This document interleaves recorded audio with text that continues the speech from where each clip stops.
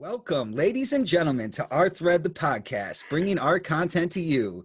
I'm All It Is, and today I'm here with my gutties, the Doc, Beware, Cap, and Savage. Tonight, we bring you episode 2, Deer Hunter versus The Shining. I'm excited about this matchup, and I know everybody on our thread did their homework and can't wait to get into the discussion. But first, I'd like to give a shout out to tonight's sponsor, Rolling Rock Beer, a tribute to your good taste. Or like Michael says in Deer Hunter, you like Rolling Rock? It's a good beer. It's the best beer around. Please drink responsibly. Now, it's time to get into our threads discussion. Good morning. Morning. Oh, and in case I don't see you, good afternoon, good evening, and good night. Well, it's very, homey. What? Are you kidding? We got us a family here. I hope you realize how you've hurt my feelings. I'm afraid it does too darn well. Next place. Just take it easy, man. I'm perfectly confident. Yeah, waving the fucking gun around? Comrade, you on. Now, look, I made a mistake, all right? It didn't make any difference anyway. Hey, I'm letting it go. But don't say it doesn't matter. Every line matters. Get off my back! Don't fuck with my plan! And like that, he's gone. Ladies and gentlemen, welcome to Our Thread podcast, bringing our content to you, featuring All It Is. It's official, old buddy. Well, has been. Beware. From then on, he was known as Benny the Jet Rodriguez. The Doc. You're the doc, Doc. The Cap. Oh, if you already know the answers to your questions, then why ask? Pig fuck! And myself, Savage. I'm 6'5", 220, and there's two of them. Gentlemen, my gutties, how are we doing tonight? Good, man. Great. Good. Happy time. Doing great after a couple of tough watches there. Yeah, Intense movies. without a doubt. Yeah. It's not really, we say we have a lot of, at least I've said in the last two episodes about how there aren't any bad movies on this list. But there are some movies that are incredibly difficult to like rewatch. And these two really kind of take the cake for that. I know that we do have, this is going to be The Shining versus The Deer Hunter. The two, classics in their own right, like late 70s, early 80s. It's a real hard list or hard watch for a few of us, just people that haven't seen it in a long time or have seen it too many times. So yeah, I don't really know what to say.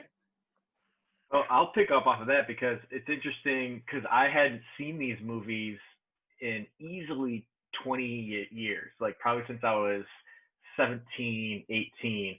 So for me, rewatching was really, I'm glad I did my homework. It was really refreshing, but I had very different opinions of them from a watch that much later. And I'm interested to get into that talk and kind of see how everybody else felt about that. But what I loved about this is, I felt like these are movies, although they're made in late 70s, early 80s.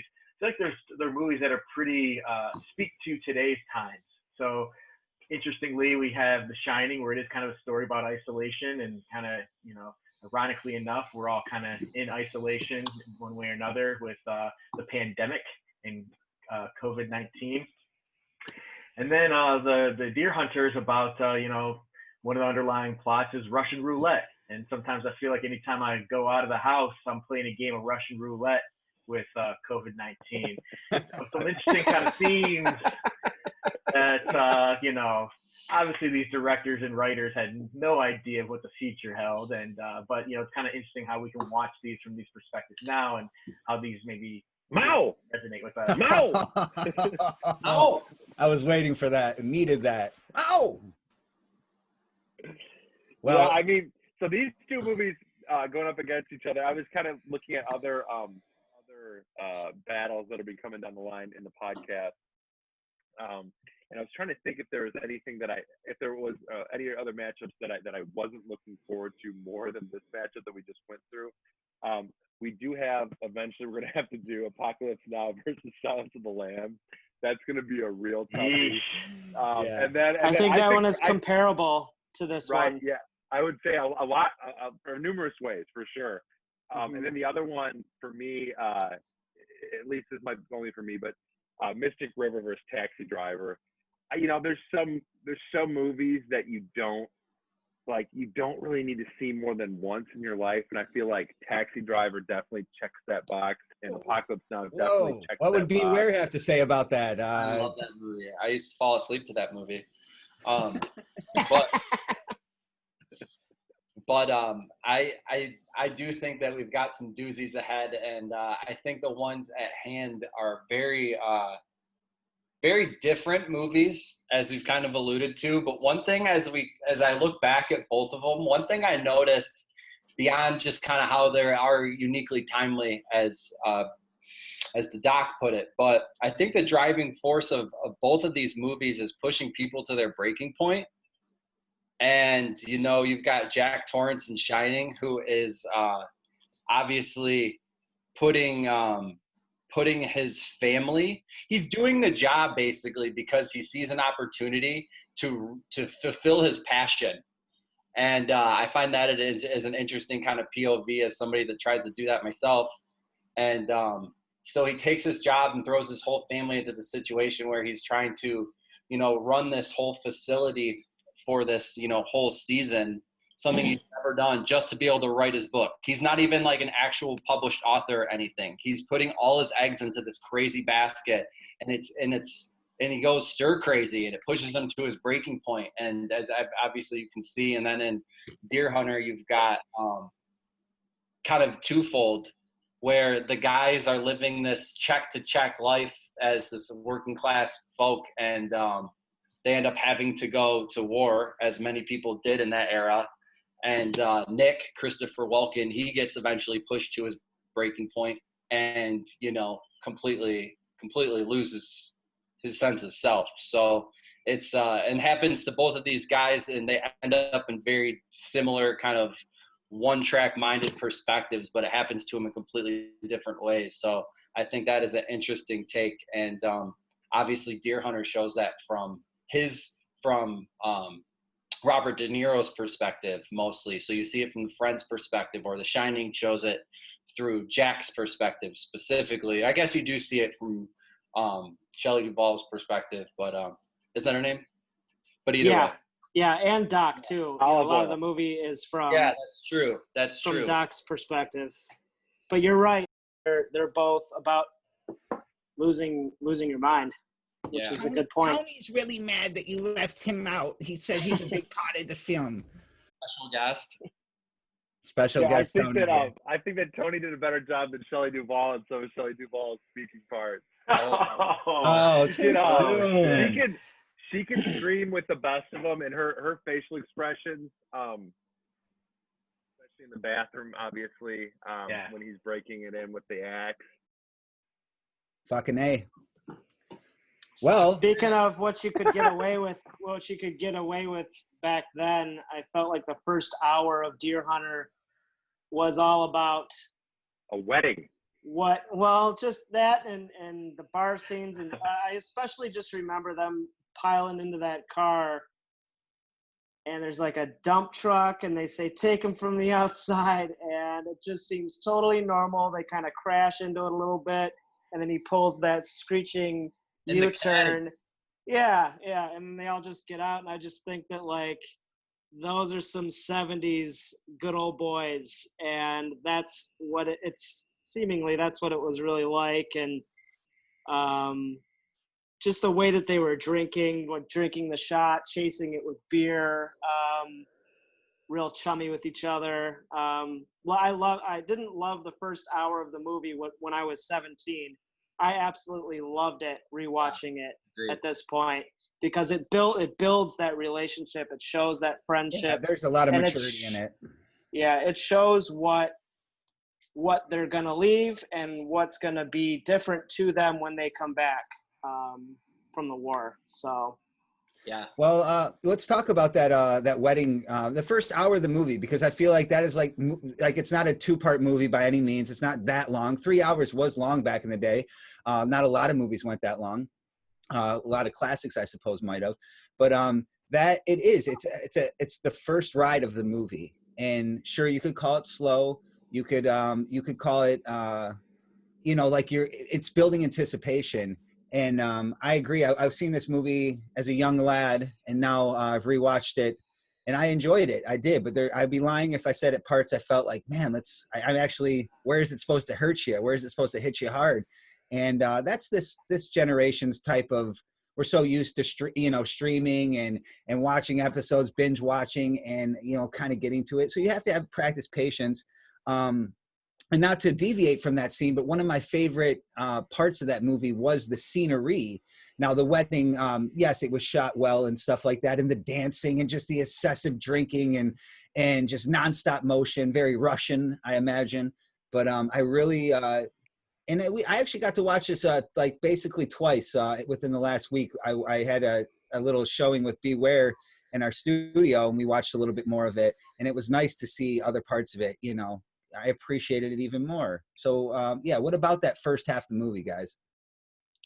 I think it captures the I've never been to Pittsburgh before, but I think it really captures how I imagine like that kind of town, that it's a large city with a small town feel, a lot of blue collar, and then obviously when we're all from Michigan, we're pretty familiar with the, I'm sure we all have hunters in our families if we haven't gone out on a few hunts ourselves.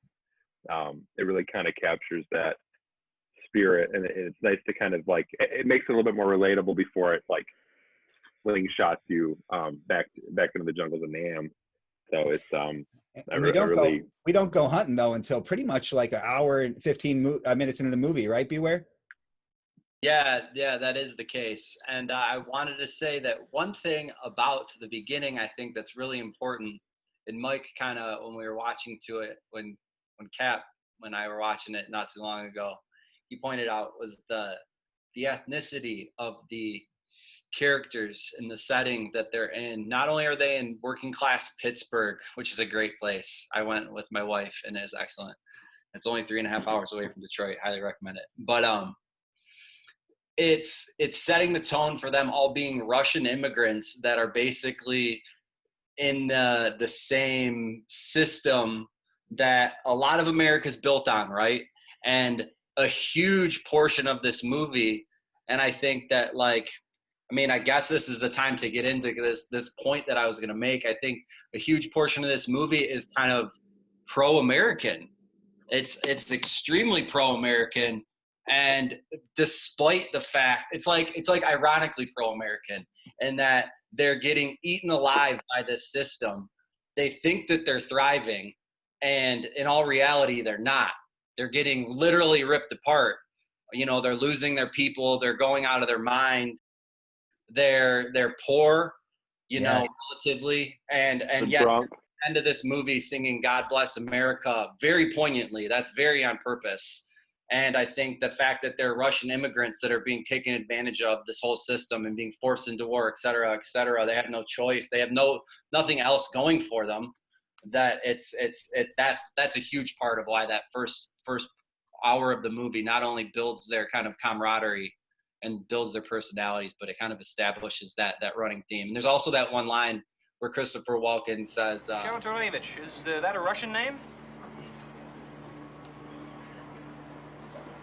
No, it's American. Says, is that name Russian? And he says, no, it's American. It's American. I love that. Yeah, and he just real quick, let me slide in to say, you get De Niro running naked after he kind of finds out that his best buddy has taken the girl that they're both after, and you get Nick chasing after him, and eventually he's saying, I fucking love this place. I love this place. So that has a lot to say. And another ironic point is that these Russian immigrants have to go to Vietnam to learn how to play Russian roulette. Yeah. Cap pointed out that irony too, that it was Russians going to a place to play this game. But what Beware made me think of is that, thinking they had the life when really it was death everywhere, whether it was at the bar, whether it was where they were living, because that industrial life of, I don't even know, what is it, a coal, like iron? Let's just Pittsburgh call Steel. it It's Steel, right? Is it Steel? And I'm sure Pittsburgh Steel. I'm sure that's, I don't know if that's healthy for you.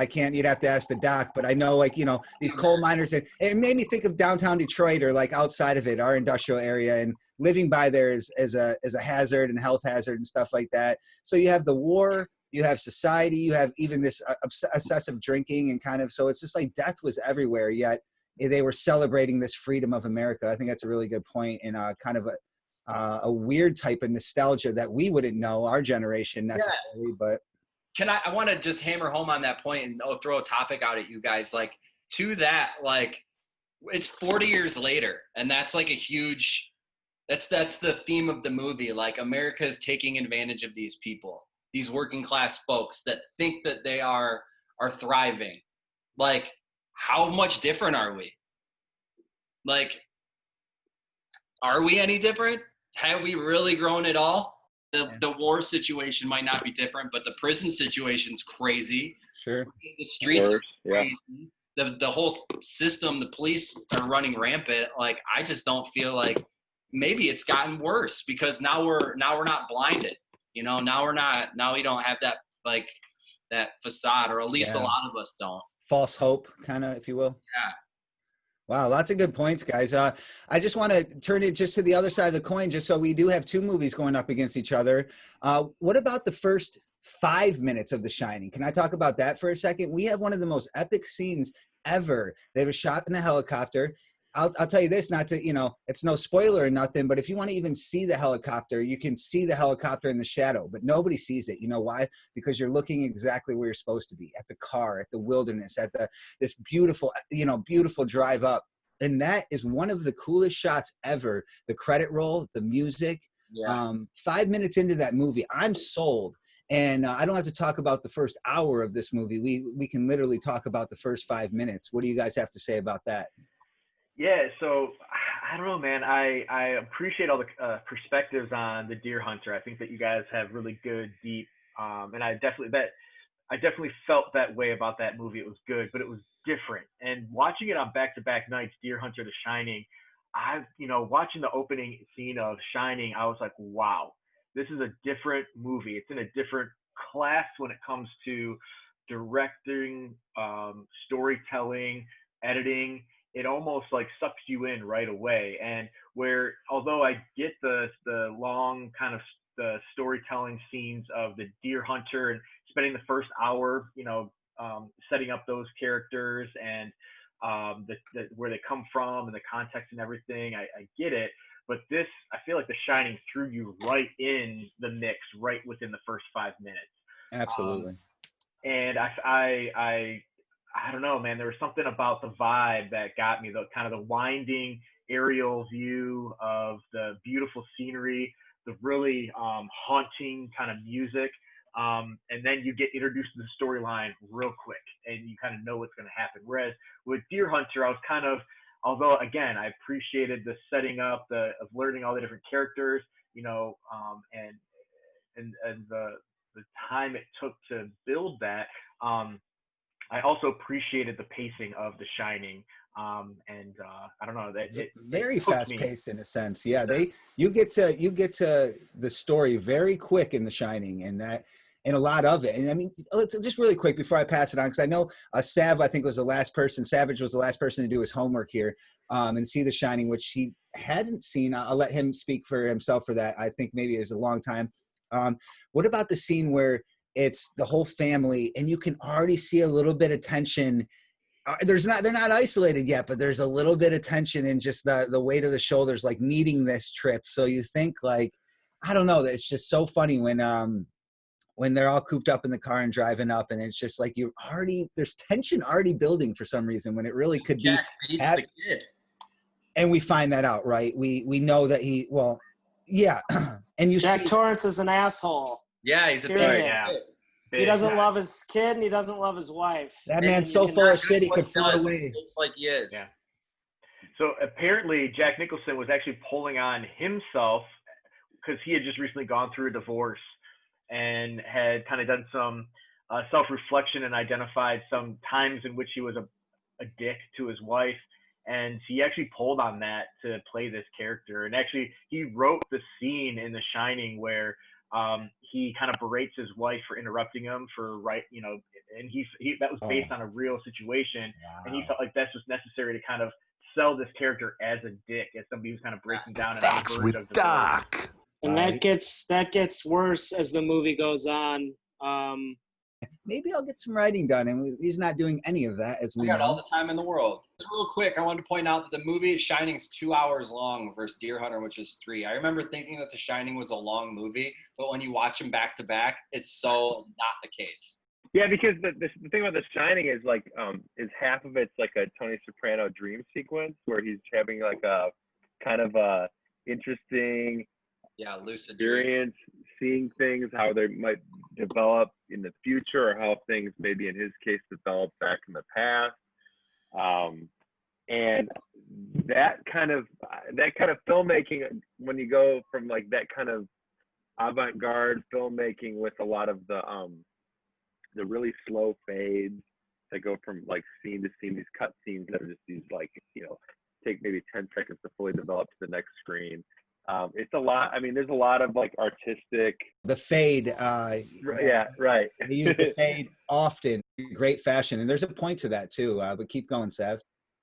Yeah, and so it's one of those things. I felt like I kept noticing a lot of this like same kind of camera tricks, and then going into like this All It Is Sand earlier. This is a movie that I hadn't actually seen all the way through. I don't think in my lifetime. I know I've seen the whole movie in bits and pieces and multiple different sittings. So this is like the first time I did it in one sitting.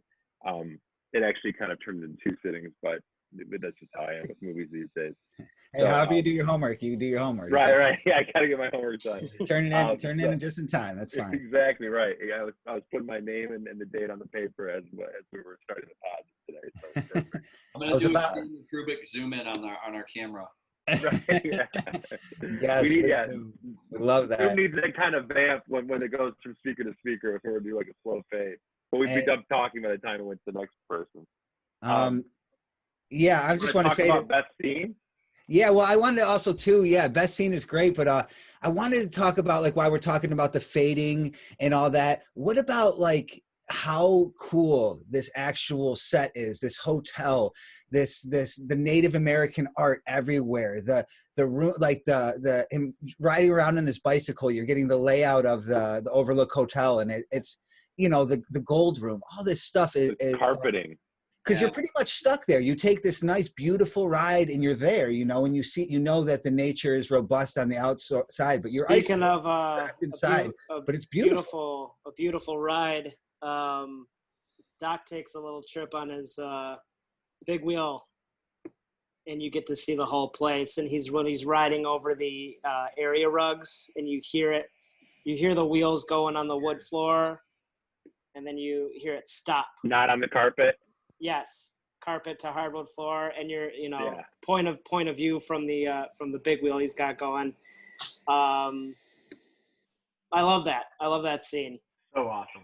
It's kind of a testament to how toys were built much better as well back then.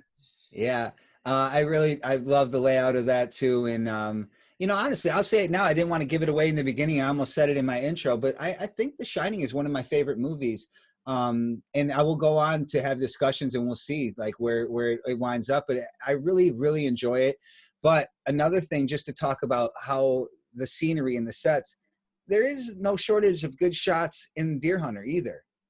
The scene where he's actually hunting twice, both scenes where he like goes back, he gets the deer, and when the next time he lets the buck go, beautiful.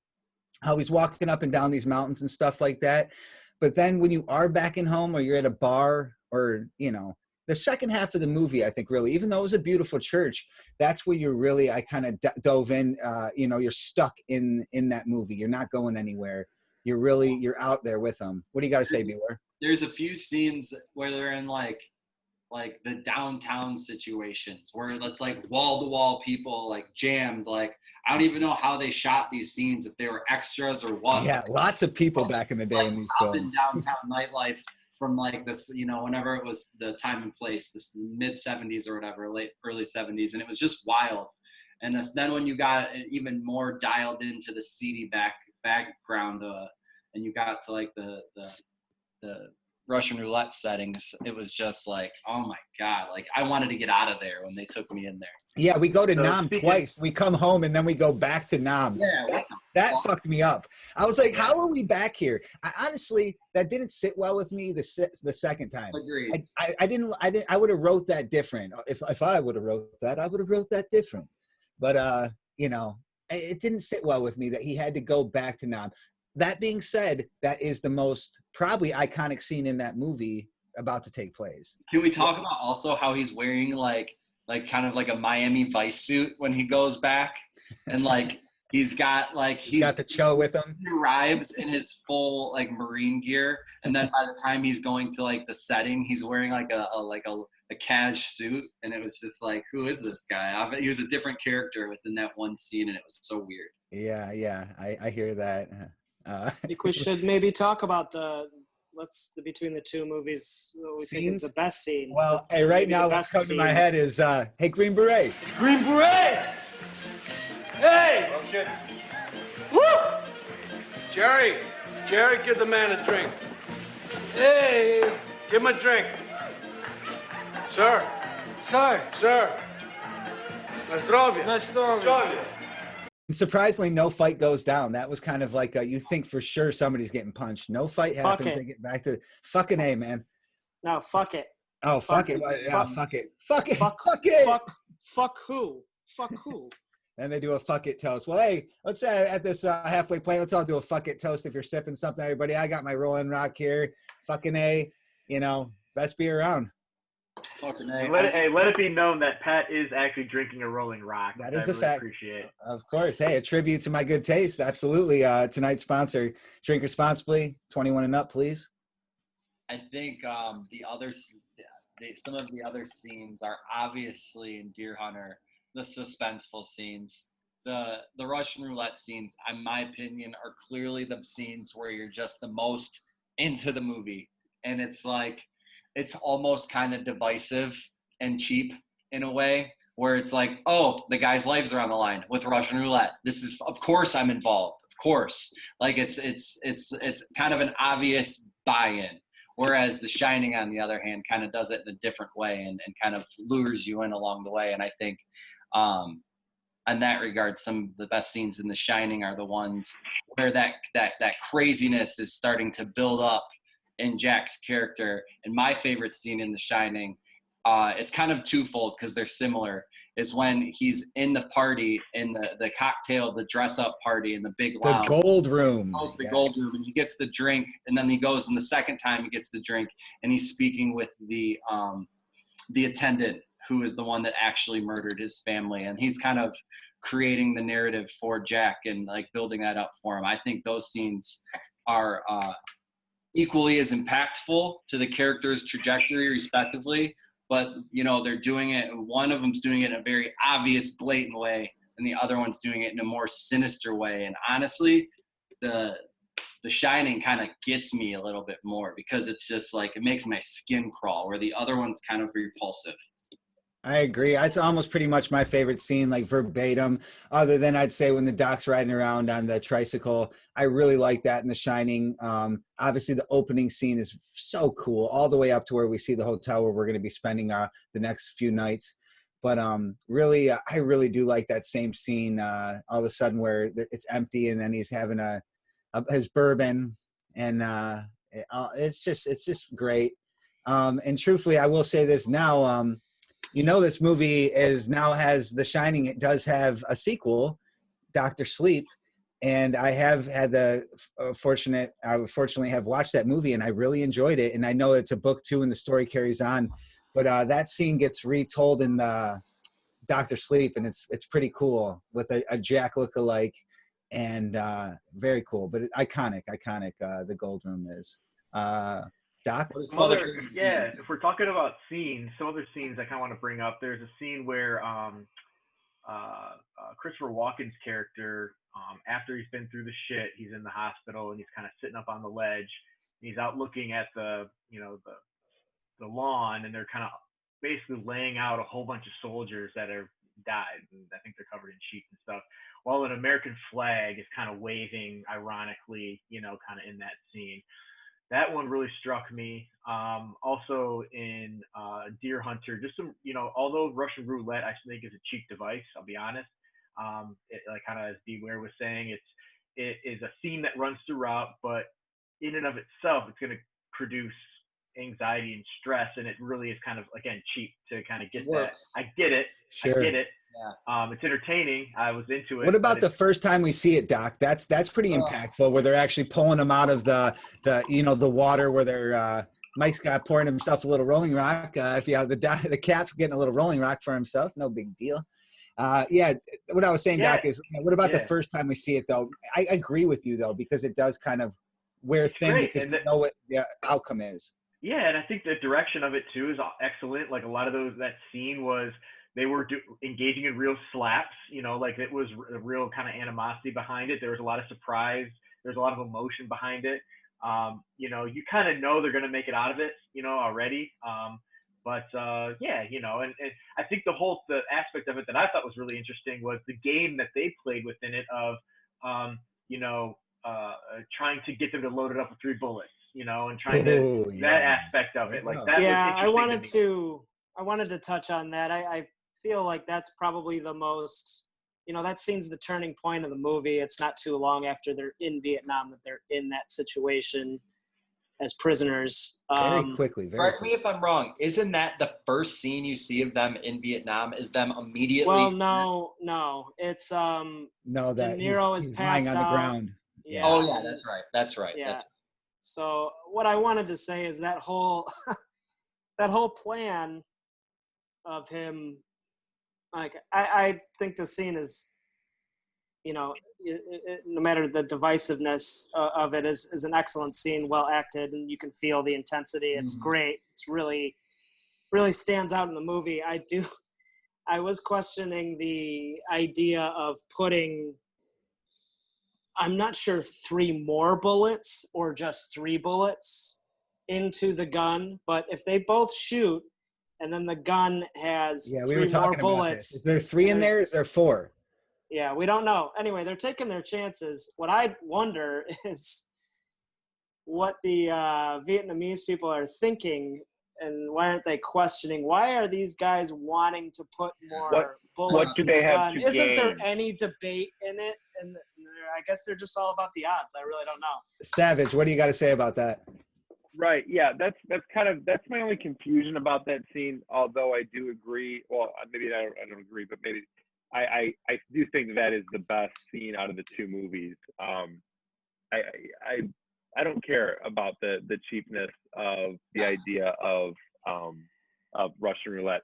I've never seen Russian roulette before in a movie. I don't remember seeing Russian roulette in a movie or a show or anything else. I mean, it's not something I've ever seen. And then to go on top of that, the fact that they are gambling on the outcome of the Russian roulette, that brings a completely different element to it. Also, there's guns pointed at their faces the whole time they're playing Russian roulette, and if the only time the gun is not in their face, they're moving it away so someone can slap them across the face. I don't know. I just that scene, there's nothing like it. I mean, it's stomach churning, and yes, you do get the hint that they are going to survive that. Just like you get the hint in Jurassic Park that the kids aren't going to die, and it's probably going to happen. But it's like, how the fuck are they going to get out of this? You're telling me to put more bullets in there, and then that then ends up being your key to freedom in that situation. Is pretty mind-boggling as well. So I mean, for me, Savage, that scene how would you feel if you're stuck in a tank of water and with rats crawling on you? Is that not just rats? Dead bodies too. So it's not like there's one bad thing, then there's like a thing that I think is a little bit worse. So it's I mean, hey, Savage, can we go ahead and call this a Savage scene and just mark that as one of the greatest Savage scenes ever? And if we find some more along the way through these 64 great ones, we'll call a Savage. Call out. because that's a savage scene. Savage I scene. love that so much, Pat, that you formalizing that, first of all. Second of all, Will, I love your counterpoint because you're 100% right. You know, Beware's excited because he called us by our birth names. All it is here, and that's Savage here. And no big deal. Hey, I'm excited too, folks. Glad to be here. Welcome to the thread. Glad you're tuning in. I want to pass it to the doc, and I want to see where we're going to go with.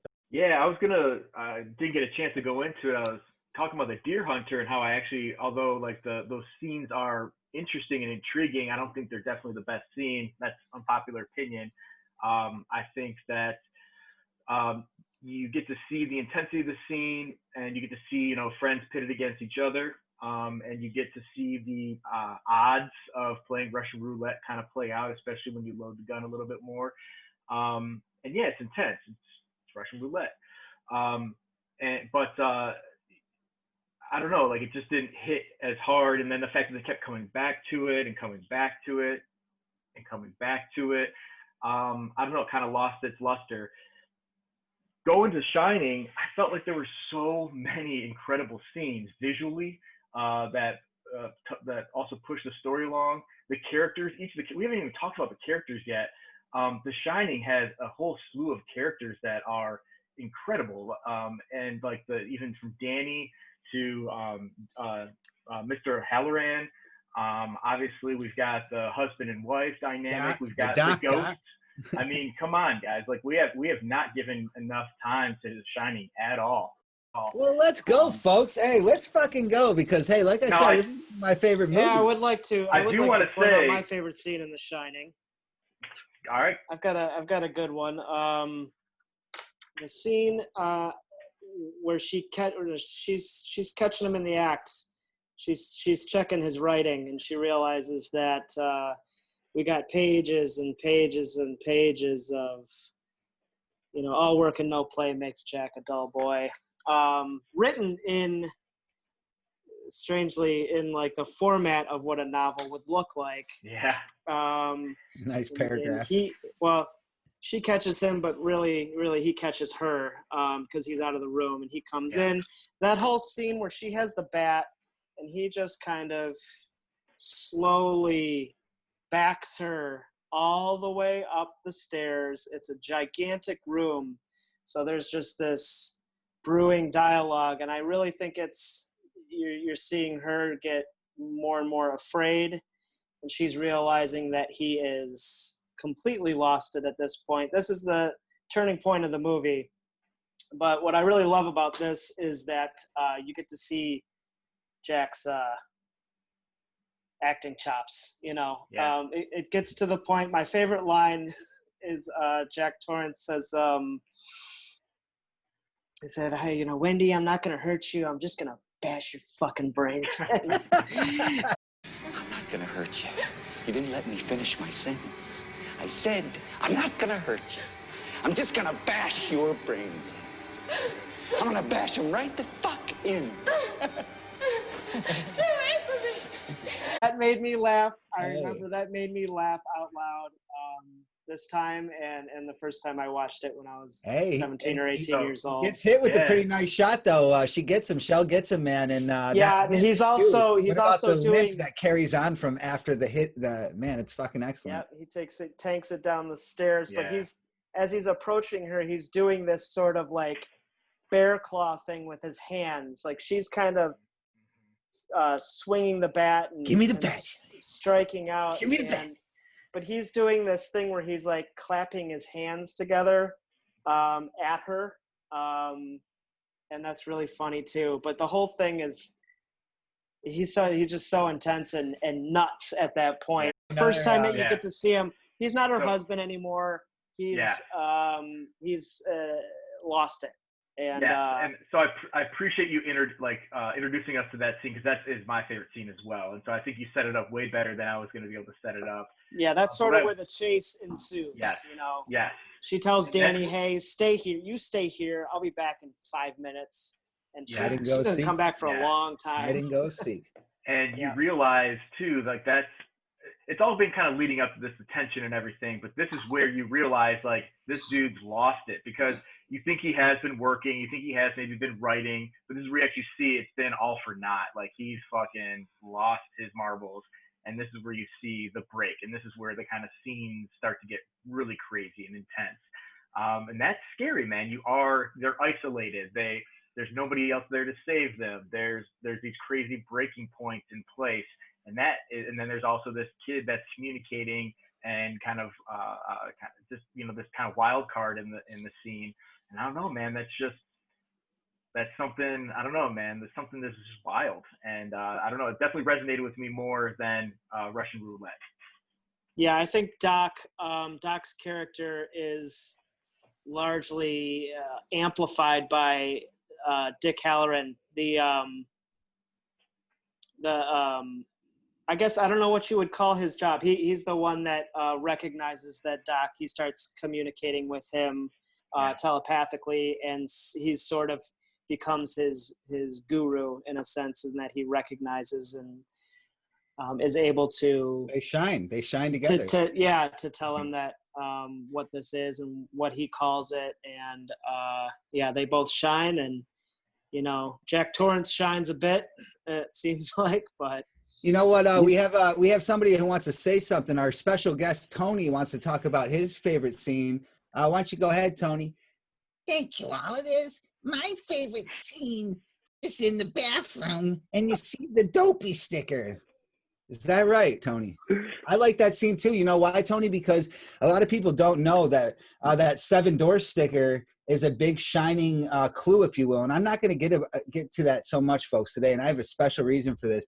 But there's lots of things in the movie The Shining that are there and then aren't there, that change directions. There is a movie placed and littered with clues, Tony. And I just want to say that's one of my favorite scenes. I appreciate it, Tony. We're going to get back to the doc now, because he was really, before, talking about how much we haven't talked about The Shining. And I know you're a big part of that. We appreciate it, Tony. Hey, thanks Doc? a lot, Tony. Thanks for being here, Tony. I really appreciate that. It's not so much I want to talk about The Shining. Oh, I do, but I want to put this out there, because the folks, I think that you guys bringing up Deer Hunter and spending time on it is deserved, because the Academy agreed with you guys. So compared to number of Oscar award nominations and award winners, the Deer Hunter was nominated for 9 Academy Awards, took home 5, including Best Picture, Best Director. Yeah, wow. So they swept 1978, The Shining, 1980. Guess how many Academy Award nominations they had? I'm going to go with 1. 1, please, 1. 0. Wow. 0. The doc is throwing up a 0, folks. That's a shame. Yikes. 0. That's something to be said, right? So although maybe one, we're talking about both of them together at the same time. One was definitely recognized more so in its time. One was definitely recognized and hailed as maybe a better movie by others in their time. So I think that's something to consider, depending on, no matter where this goes. But yeah, beware what's up. Just to that point, that is also, I mean, I wasn't alive then. That's got to be slightly biased. Like in a time when, like, that's a pro-America war movie, basically, or like it's like a topical movie. Like, I feel like that's like I don't know. I feel like there's more lean that way back then. I don't really get that feeling from it, honestly. I think I understand that they're patriotic, but I think it's the whole movie shows and doesn't tell, and it does a great job of that. Yeah, so I think it's a little, for me, it's a little bit of a stretch for it to say that it's a patriotic movie. Yeah, maybe I misspoke. Just because they're patriotic, I do feel like maybe, the bias is, in a sense, it's a more serious movie, so maybe that's why it was taken more seriously by the Academy. To the patriotic point, though, it just just to chime in with you there, Cap, it's like it's patriotic because that's their mental state, that they are patriotic. It's not patriotic to the fact that it's like, I want to join and go fight in Nam now. It's like these people think that they're at the, these Russians have. That's what I was saying. I was just reacting to Ben saying that it was a patriotic movie. I guess I didn't mean it in that way. I meant it in it's like a topical war movie that was timely and that was what was ruling the conversation back then. Time and place, I say that 5 times in this podcast, is going to resonate more to critical audiences at time of review than a horror movie, a well-done horror movie. So I'm going to speak to what Beware is saying and provide a little context. So this movie came out in 1978, but it was recognized in the 1979 Academy Awards.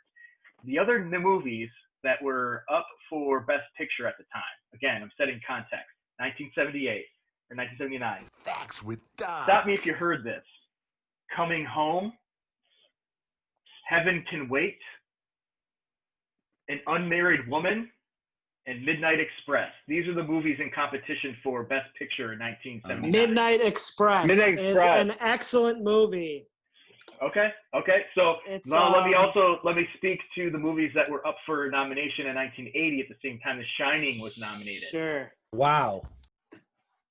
Kramer versus Kramer. Yeah. Apocalypse Now. Let's see what else we've got. Breaking Away. All That Jazz. Norma Ray, which I don't know what that is. Let's see, Manhattan. So again, some more well-known, but definitely some powerhouses that were in conversation at the time. So I do think context, and I think what Beware pointed out, the fact that it's topical, it was probably one of the, Apocalypse Now didn't come out until 2 years after Deer Hunter.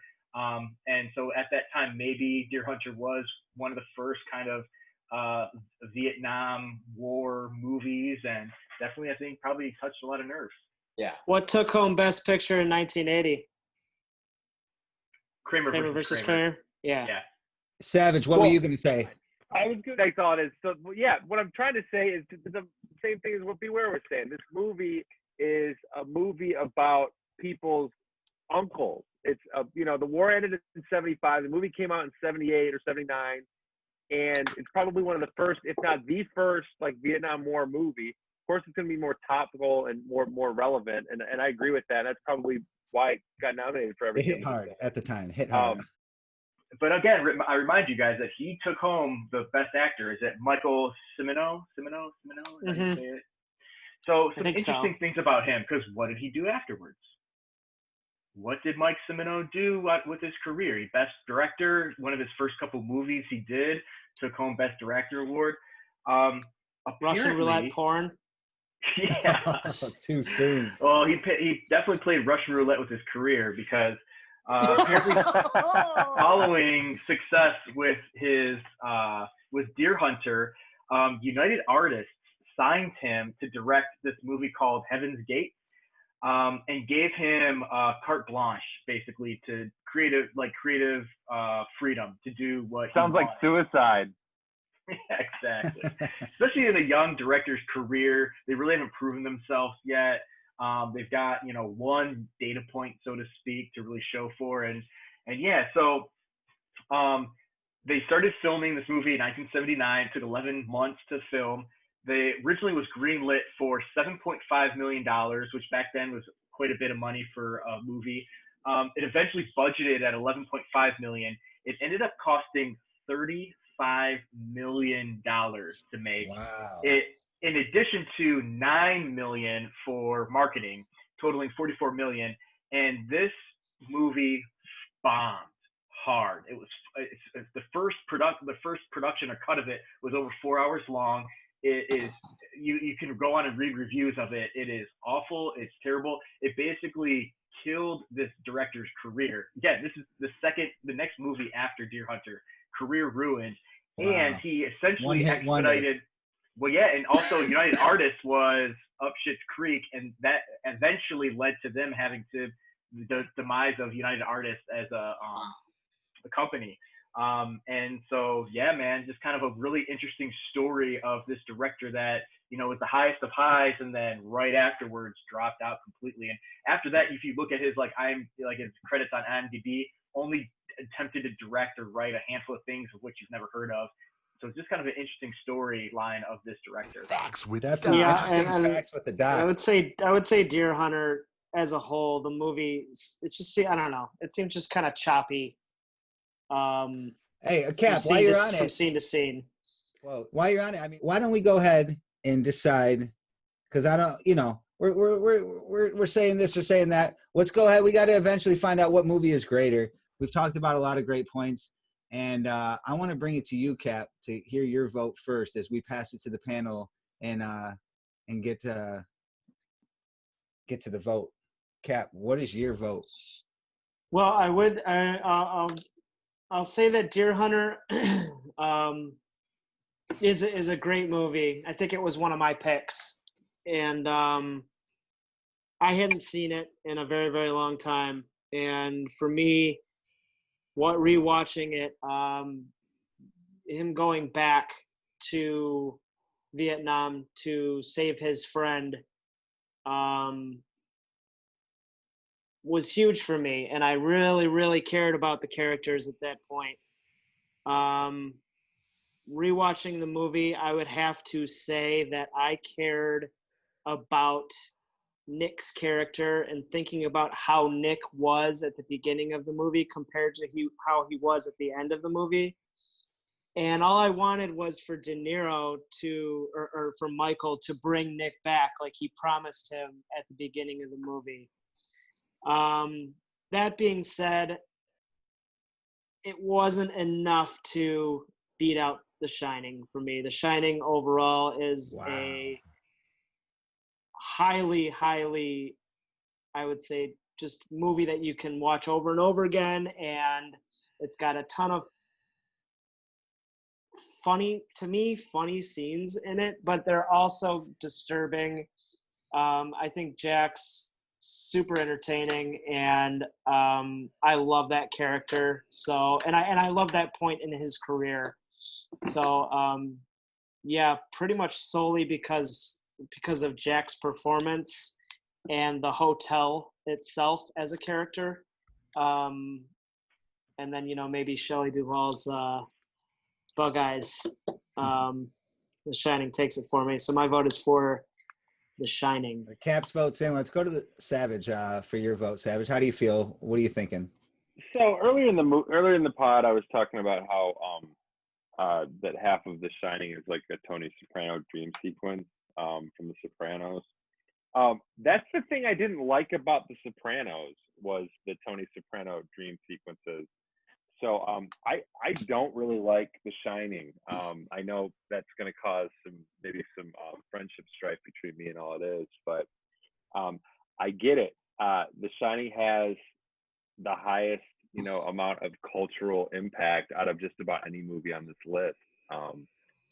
Definitely way more than Deer Hunter. I mean that's a fact. But yeah, but I just for me. After watching The Shining and then looking back at the bracket, I think I was more bummed out that 2001: A Space Odyssey wasn't on the list and this movie was on the list. I feel like I just have to place my vote by the fact that I didn't like one movie more than the other. No, I agree with you, Savage. I'm actually, our friendship is not in jeopardy. I appreciate that opinion, but actually, I want to introduce really quick before we pass it to the doc for his vote, and then finally beware, is that we are introducing a rule called the Mulligan, just because throughout making the 64 great movie list, we've come up with the idea that maybe we can replace the movie, because Savage just brought up a really great movie. One of my, I wouldn't say favorites, but one of the greats I appreciate is A Space Odyssey and another Kubrick film. So later, when we finally get to our vote and we end that, I'm going to pass it to the Cap, who's going to tell you more about that. But I just want to ease our tension a little bit, Savage, letting you know that, hey, the Mulligan rule is in effect, and maybe something that you're not feeling great about. It's really to stop a blowout from happening or something that we forgot. And Savage, do you agree with me? Yeah, I agree. I think that's a good point. I appreciate having that. I appreciate your putting our friendship at ease as well. The other thing that wasn't mentioned, I just want to kind of close out my point. Yes, I'm voting for Deer Hunter as the movie that I think is that I preferred more than The Shining. Meryl Streep's a dime in it. Like no one talked about that at all. Like she's a babe, and total babe. I don't know if I've ever seen a movie with her in it where she was a babe like that. Yeah. And so I just wanted to close. She's like a small town babe too. which is great. I don't know. Yeah. One thing, two guys just to piggyback off of Savage's comment, I just have to point out how great Steven is. His name is John Savage, actually. The actor who played Nick and Michael's best buddy, who ended up losing his legs in the war. I just have to point out what a performance. Yeah, he's great. Yeah, excellent performance. I don't know what else he's in, but he was outstanding.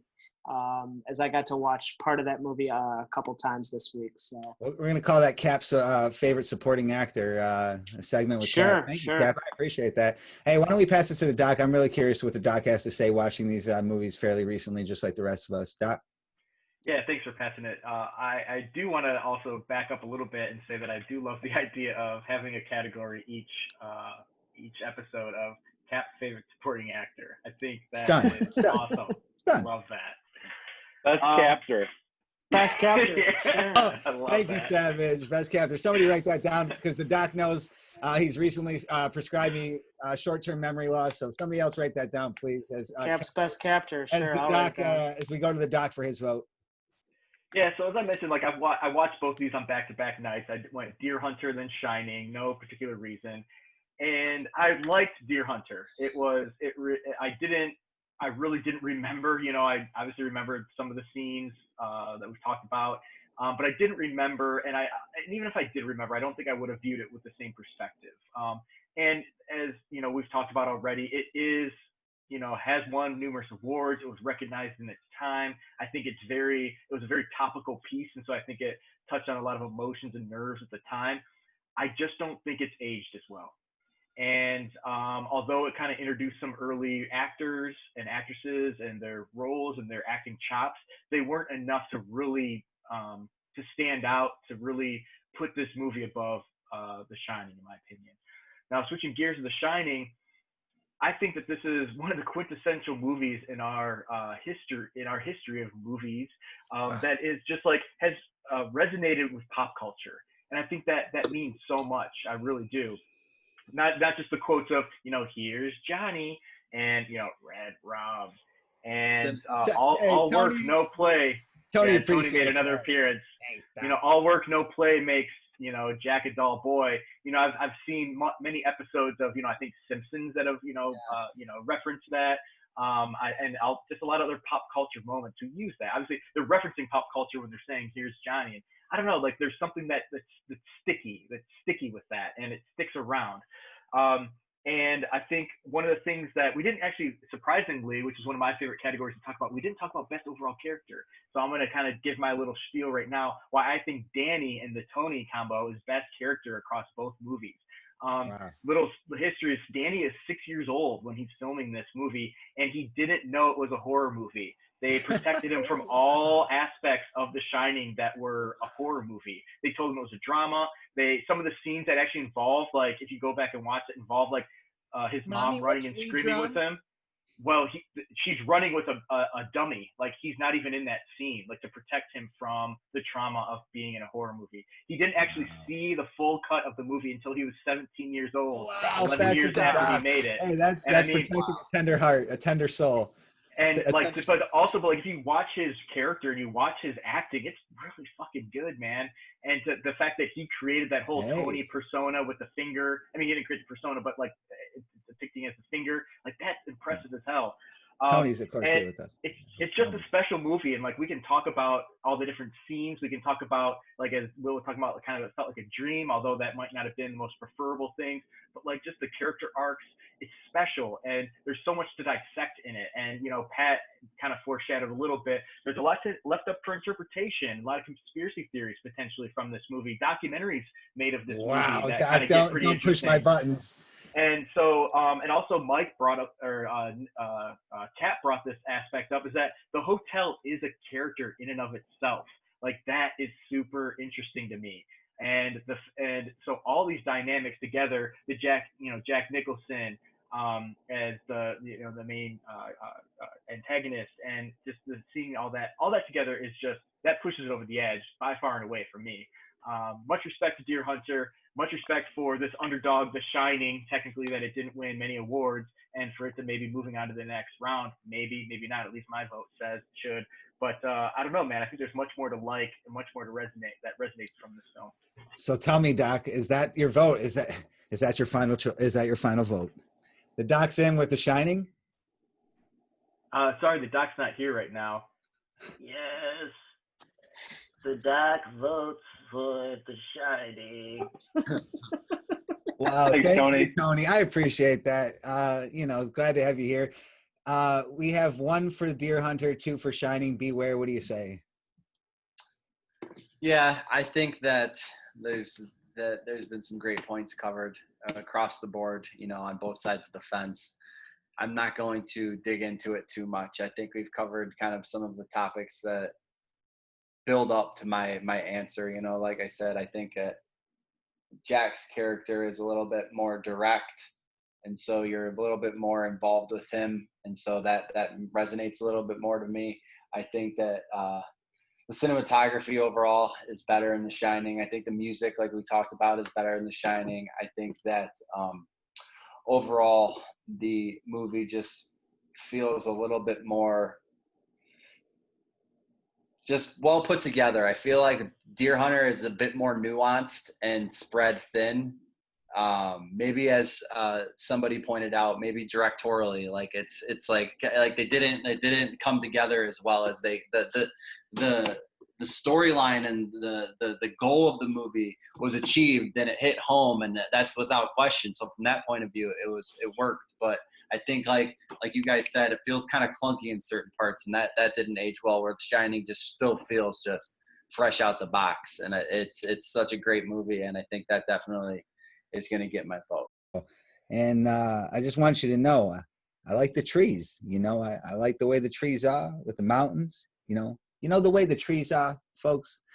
I like that. I really do like the trees, folks. Me and Cap were on a hike today, and I do like the trees. I love it, and I do love the cinematography. Sometimes, like when I say cinematography, it's almost like I say minus audio.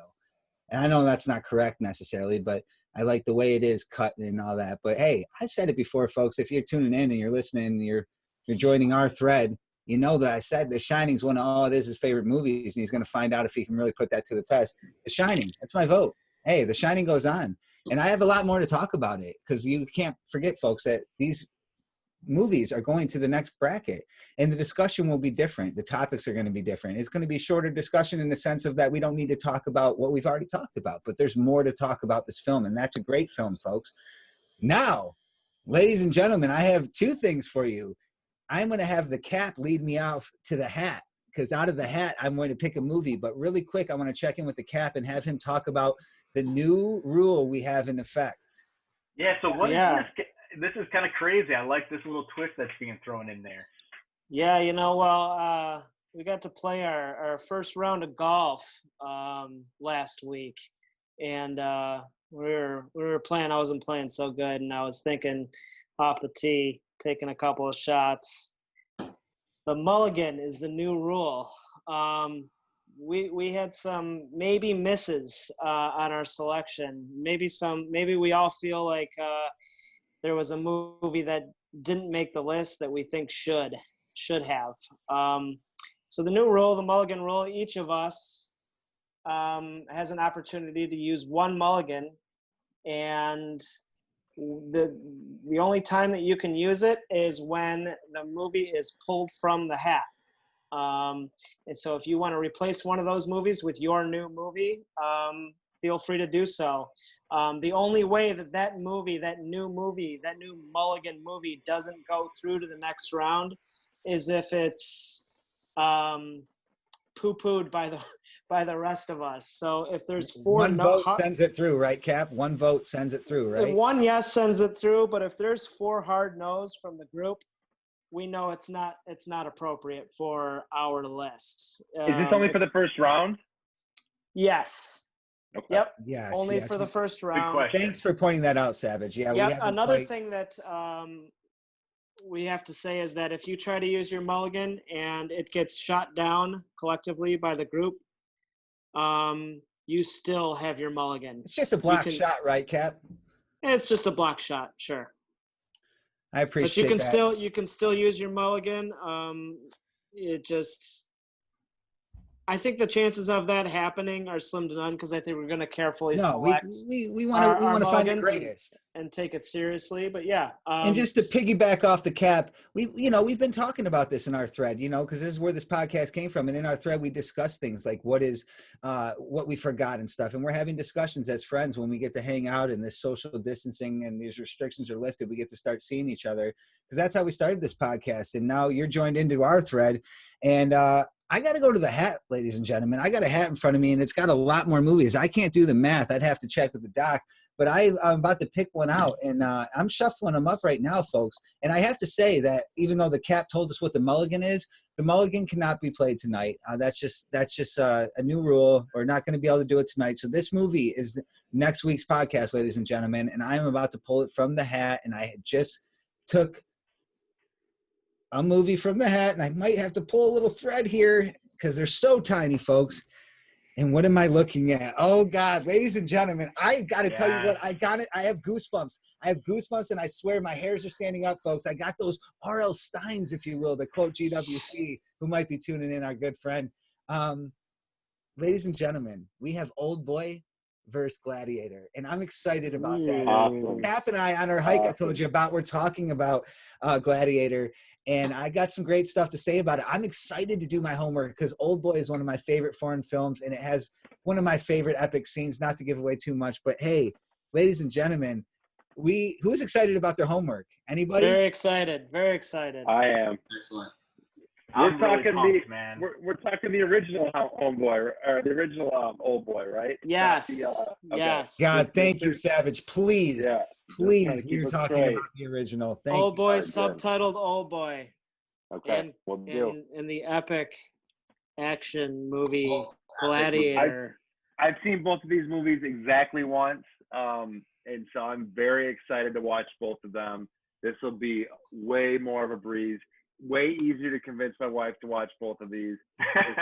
This is a win-win. I'm very happy. Most people have seen Gladiator more than once. I am excited for you to see it for the second time. That's excellent. Yeah, age as well. Joaquin Phoenix is one of my favorite movie. characters, so it's perfect. Hey, our thread, my gutties, stop. We got to save this for the next episode, folks. We can't give away all this stuff. This is good conversation, and that's what we do on our thread. We have a great discussion and conversation, and we get to hang out with our friends, and now we get to hang out with you. So I hope you joined our thread tonight, and you tune in again next week where we will be discussing Old Boy versus Gladiator. I'm excited, folks. My homework's I'm going to turn it in early. I might do some extra credit. I don't know. I'm excited, folks. I still got those R.L. Steins, if you will.